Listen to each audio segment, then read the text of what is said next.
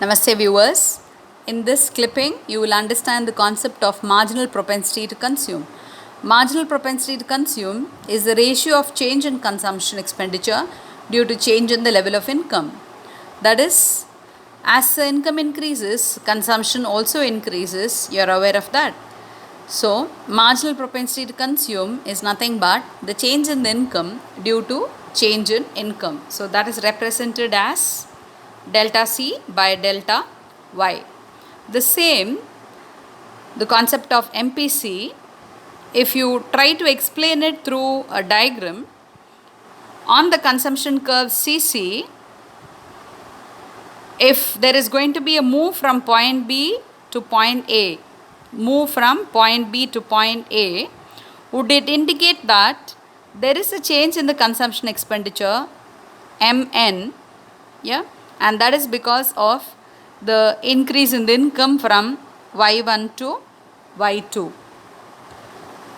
Again, on the consumption curve CC, marginal propensity to consume can be represented as a move from point B to point A, and that will be representing the change in the consumption MN, which is due to change in the income, that is Y1, Y2.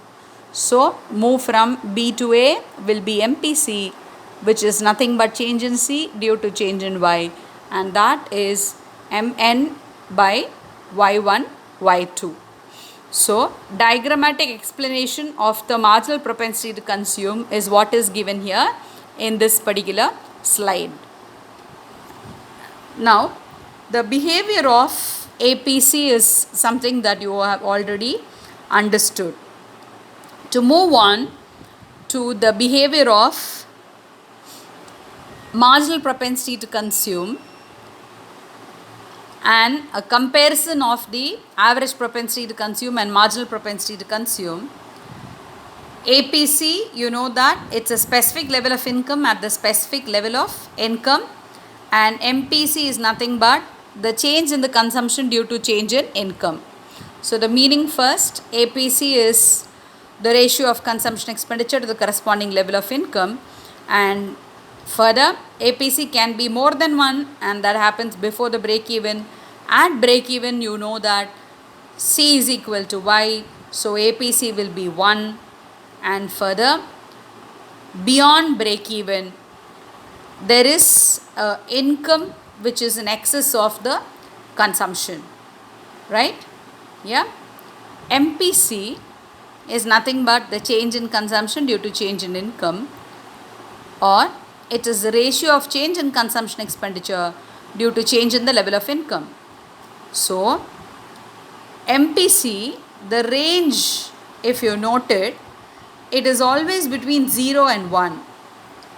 Assume if the entire change in income is going to be spent on the consumption, then the change in income will be equal to the change in consumption. So, obviously, change in C will be equal to change in Y, and thereby MPC will be equal to 1, right? So, that is one extreme. In reality, not all the entire change in income will be employed for the consumption expenditure, whereas the population may save. So, the other extreme is going to be where the entire change in income is going to be spent on saving. In such a case, there will be no change in the consumption expenditure. Therefore, change in consumption expenditure being 0, MPC will be 0 by change in income. So, MPC will be nothing but 0. So, the two extremes are that MPC can be either 1 or MPC can be either 0. In reality, it is a value that ranges between 0 and 1. Also, it is said that in developing economies or in poor economies, the marginal propensity to consume is always very high.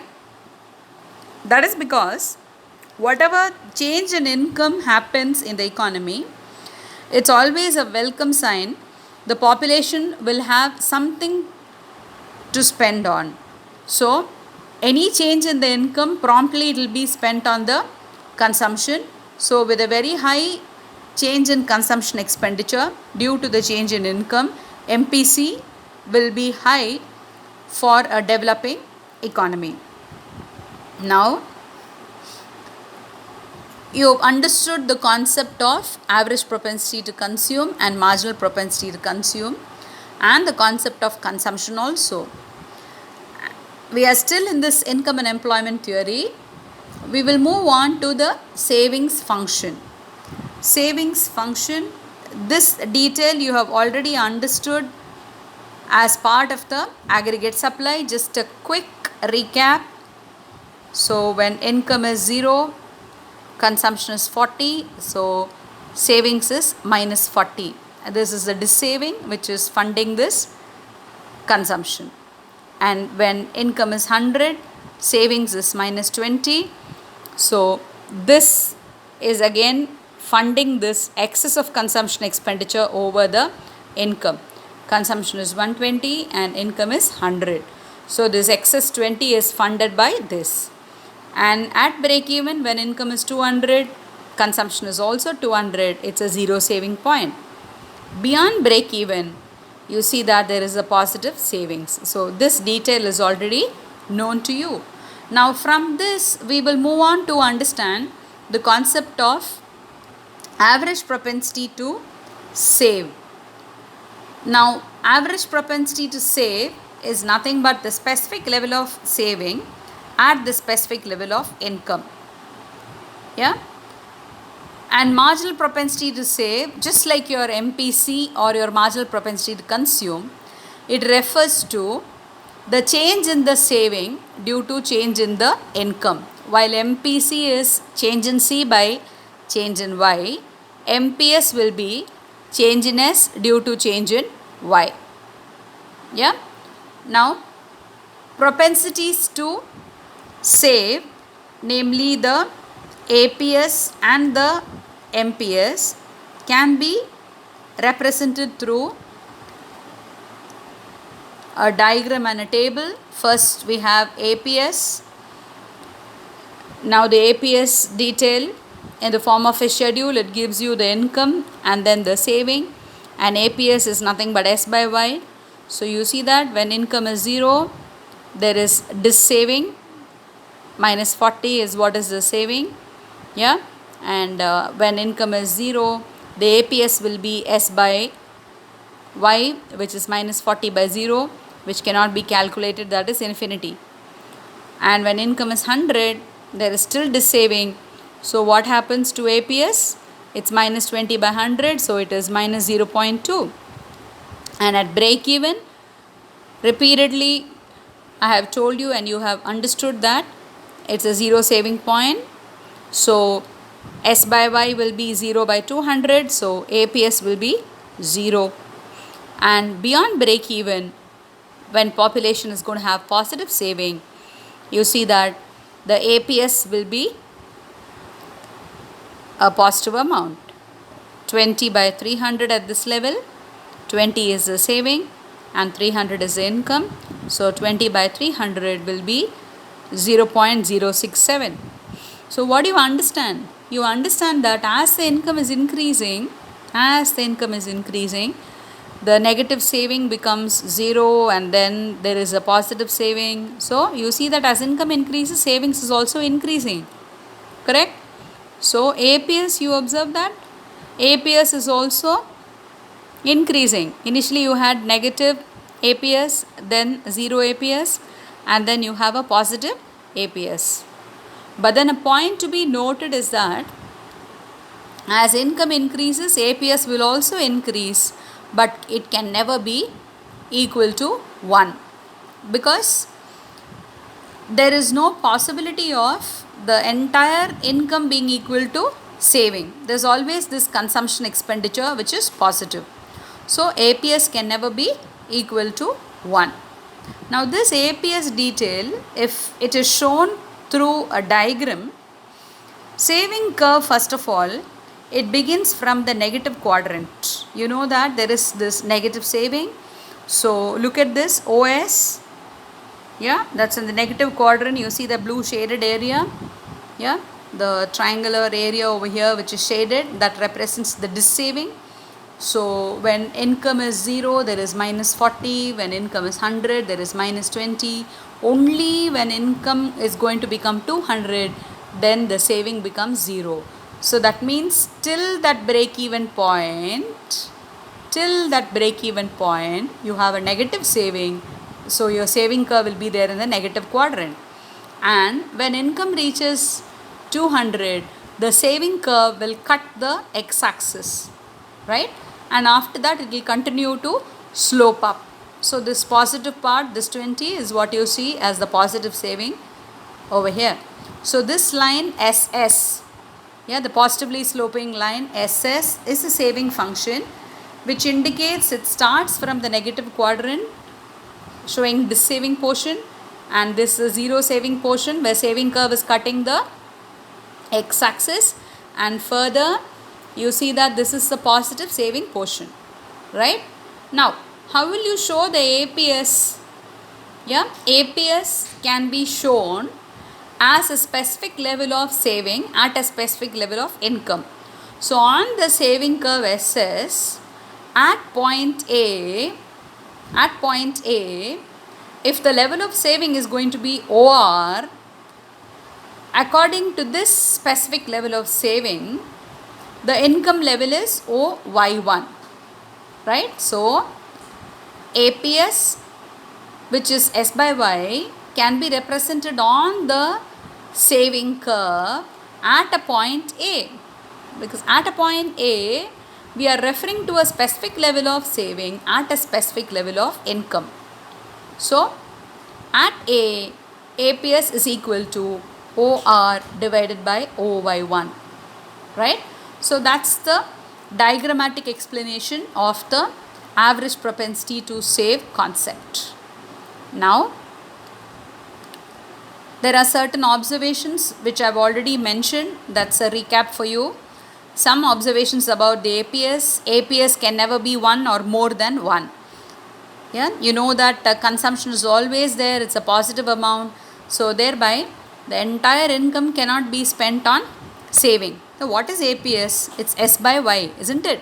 So only when S is going to be equal to Y can APS be 1. But then that is not possible. Consumption is always a positive amount. So APS can never be 1 or more than 1. Also, APS can be negative. It can be 0. APS, when is it negative? It is negative when there is going to be dissaving, excess of consumption expenditure over the income. It can be 0 at break even, right? And you also observe that as the income increases, the savings increases, and also the APS increases. Initially it's negative and then it becomes 0 and then it is becoming a positive amount. So APS, it continues to increase as the income increases. Now this is a marginal propensity to save. You already know MPS is nothing but change in S due to change in Y. Now same detail if you try and explain that through a diagram. Again on the saving curve SS, which starts from the negative quadrant and then cuts the x-axis and moves on to the positive quadrant, on the saving curve SS, a move from point B to point A, a move from point B to point A will be the change in saving. See here on the y-axis, RP. RP is the change in saving that is happening due to change in the income from Y1 to Y2. So move from B to A is nothing but the change in saving due to change in income, which is PR or RP divided by Y1, Y2. So the marginal propensity to save can be shown as a movement along the same saving curve from one particular point to that of another, or the slope of this curve, savings curve, is what is the MPS. Marginal propensity to save is nothing but the slope of the curve, right? So that is the MPS concept. Now comparing the two concepts of APS and MPS, APS is the specific level of saving at the specific level of income, and MPS is nothing but change in saving that happens due to change in the income. Also, you have understood that APS can be negative, but then it can never be equal to 1, right? And MPS, it always ranges between 0 and 1. Fine. So that's the average propensity to save and the marginal propensity to save concept for you. Now in the next video clipping, we will see the relation between consumption and that of the savings and other further basic concepts. Keep watching. Thank you.